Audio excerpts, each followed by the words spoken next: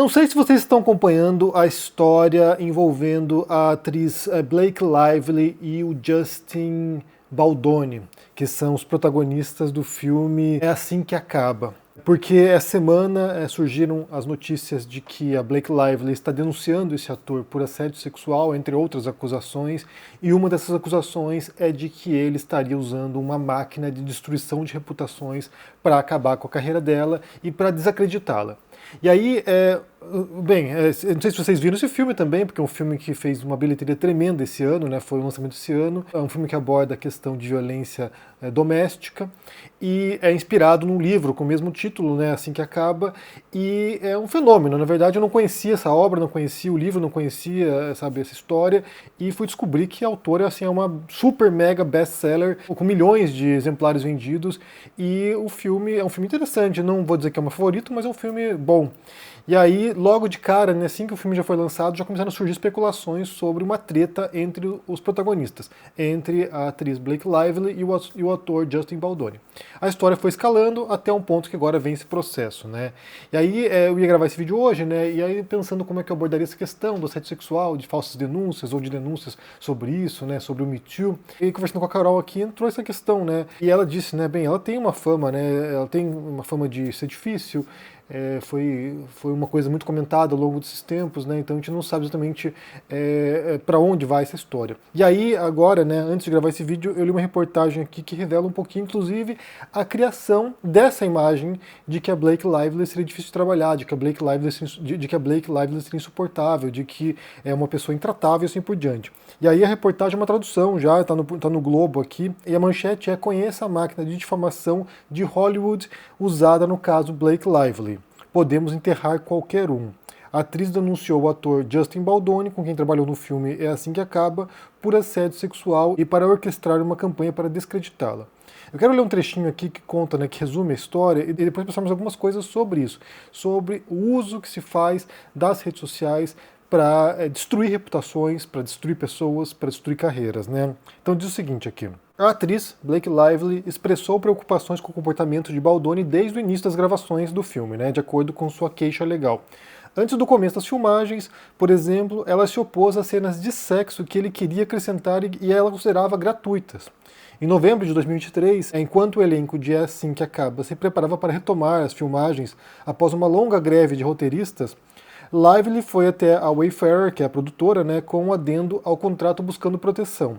Nossa cliente está disposta a abrir mão de um processo de RH mais formal em favor de todos retornarem ao trabalho e terminarem o filme, desde que o set esteja seguro para seguir em frente, escreveu sua equipe jurídica ao estúdio. Insatisfações de Colleen Hoover, que é a autora do livro, né? Ela detalhou suas queixas a Blake Lively durante uma reunião com Baldoni, Heath e outros produtores em janeiro, de acordo com o processo legal. A atriz alegou que Baldoni improvisou beijos indesejados e discutiu sua vida sexual, incluindo encontros nos quais ele não teria recebido consentimento. Heath, segundo ela, mostrou um vídeo de sua esposa nua e ficou olhando Lively em seu trailer de topless enquanto tinha a maquiagem do corpo removida, apesar dela ter pedido para ele não olhar. Heath é um dos produtores. Ela diz que os dois entravam repetidamente em seu trailer de maquiagem sem serem convidados enquanto ela estava nua, incluindo quando ela estava amamentando. Ao concordar com os termos que Lively buscava, Wayfarer reconheceu que, embora nossa perspectiva difira em muitos aspectos, garantir um ambiente seguro para todos é primordial, de acordo com a queixa legal. Meses depois, Lively disse a colegas de trabalho que o comportamento deles havia melhorado com as novas proteções.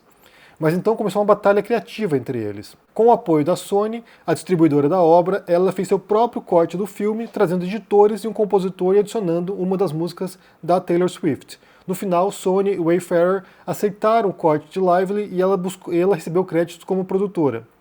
À medida que o lançamento se aproximava, Lively e outros membros do elenco informaram Sony e Wayfarer que não fariam nenhuma aparição ao lado de Baldoni.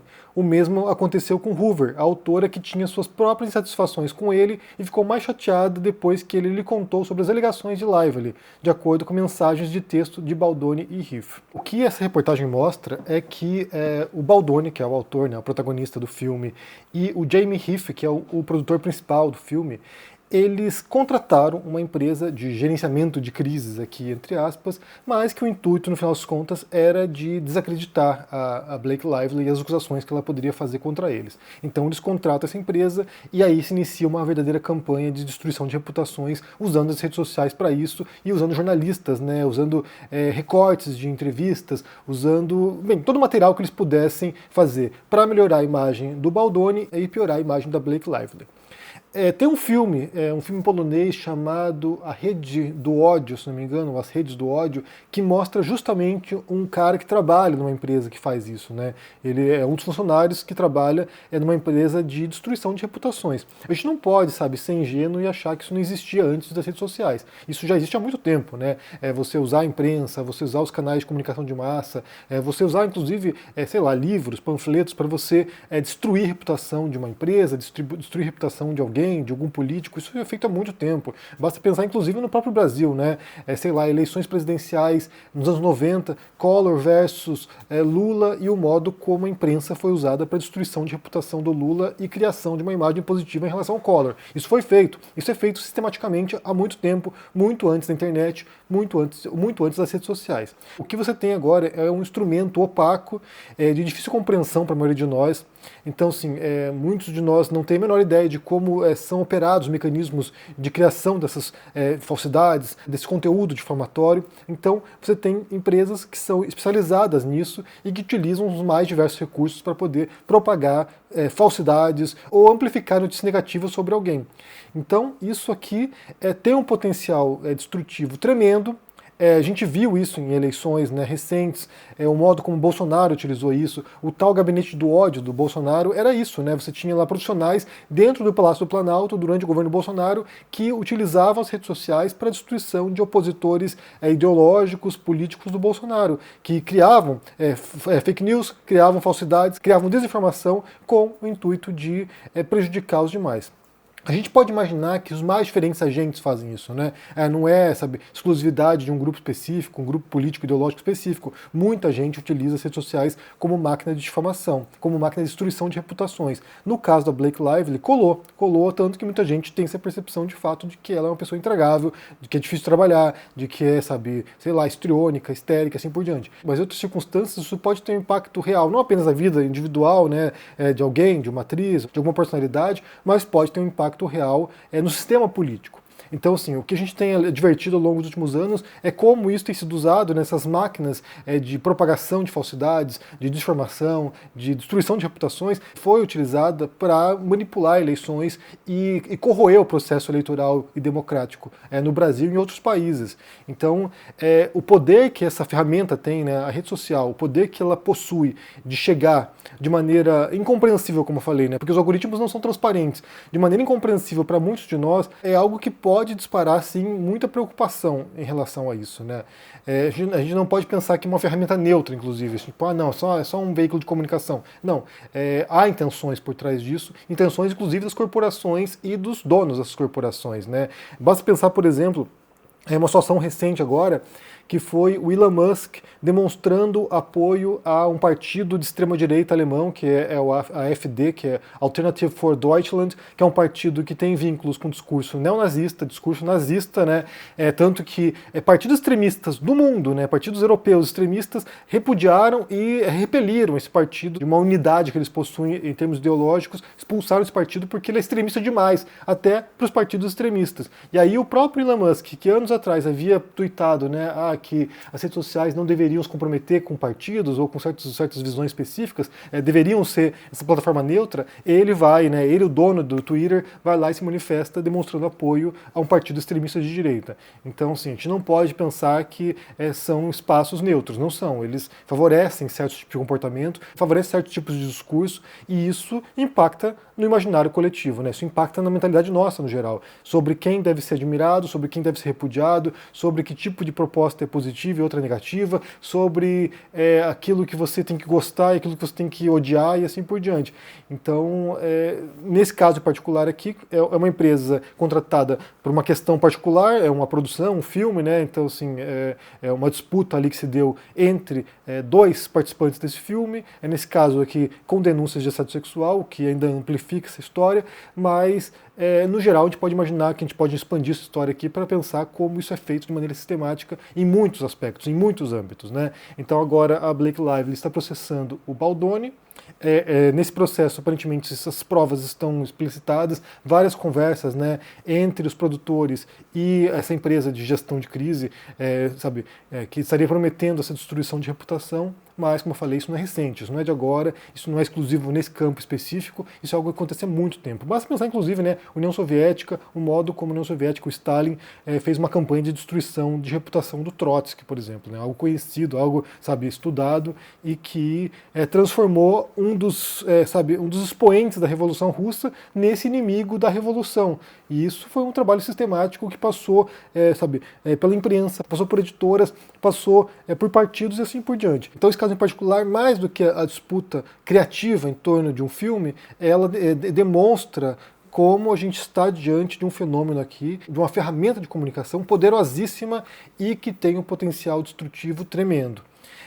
Alguns casos de cancelamentos, né, ou alguns casos dessa difamação coletiva, eles podem ser espontâneos, ou seja, se dá aí porque há um repúdio universal nas redes sociais, as pessoas demonstram de maneira, de maneira espontânea a sua indignação, mas não dá para negar que em outras circunstâncias é orquestrado. Seja orquestrado por uma empresa como essa, que é paga para fazer isso, seja orquestrado por grupos que estão coordenados, né, grupos organizados, que utilizam das suas bases, das suas fanbases para tentar destruir alguém. Isso aí também é conhecido, isso também não é surpresa para ninguém. Em alguns casos extremos, há um esforço coordenado governamental, né, dinheiro público, como aconteceu com o Bolsonaro no gabinete do ódio, usando dinheiro público para financiar essa máquina de destruição de reputações que afetou muito a gente. A gente tem que pensar ali que naquele caso ali foi um sistema utilizado para tentar destruir pelo menos, muitos opositores do Bolsonaro. Então, eu vou deixar para vocês aqui o link dessa reportagem para que vocês possam conferir, do Globo, é uma tradução, já foi publicado em outro jornal, acho que no New York Times, se não me engano, e eu quero ouvir de vocês sobre isso, né? Primeiro sobre esse caso em particular, se vocês estão acompanhando essa história da Blake Lively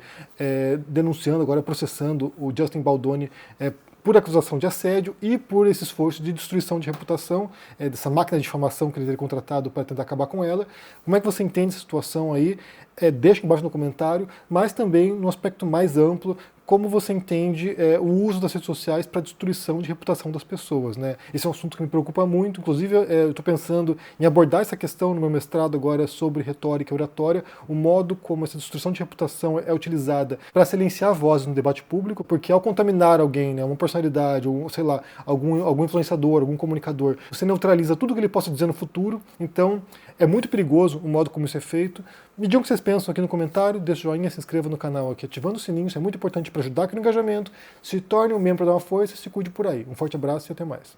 Tchau. Olá, bem-vindo à comunidade CL. Se você já pertence a essa comunidade, eu tenho um motivo para você ganhar um bom presente no fim do ano. Fim de ano está chegando. Graças a Deus, é fim de ano, é vida que segue, vem outro pela frente. Mas a gente precisa refletir sobre o que viveu esse ano e sobre o sentido do Natal. Foi isso que nós fizemos ano passado, quando lançamos A Luta pela Esperança, uma série especial do ICL, pensando sobre os valores do Natal, sobre o que é o Natal para cada um de nós. Fim de ano, Natal, festas, mas também tempo de refletir sobre o que foi o ano e sobre o que virá pela frente, sobre as nossas lutas. Você não pode perder. Eu gravei uma entrevista aqui no Convento dos Dominicanos, em São Paulo, com Frei Beto, frade dominicano, e com o pastor Ed René Kivitz, um pastor batista, protestante, fantástico. Eles falaram de valores que precisam permanecer como luz em tempos de trevas que vivemos. Junte-se a nós.